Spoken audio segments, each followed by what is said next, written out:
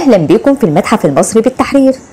جيت النهارده المتحف علشان اوريلكم واحد من اكتر التماثيل اللي انا بحبها هنا في المتحف، تمثال الملكة حتشبسوت اللي كانت صحيح بملامح ست بس بدقن راجل وجسم راجل.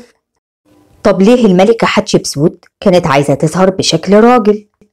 الملكة حتشبسوت كانت زوجة الملك تحتمس الثاني، وكان عندها بنتين بس ما عندهاش الولد اللي يورث أبوه في الحكم بعد ما مات، وكان الحكم في الوقت ده من حق ابنه تحتمس الثالث من زوجته الثانية أيزيس. بس الولد ده كان لسه طفل عنده 2 سنين بس، وحتشبسوت قررت إن هي اللي هتحكم لحد ما الطفل يكبر كوصية على العرش.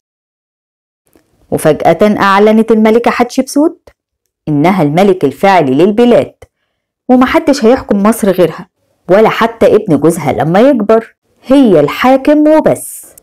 والكهنة في الوقت ده كانوا رافضين فكرة إن الست هي اللي تحكم البلاد، وعشان تقنع الكهنة إن هي ست قوية وقادرة تحكم البلاد لوحدها زي الراجل، أمرت النحاتين إن هم ينحتوا لها كل تماثيلها بدقن راجل.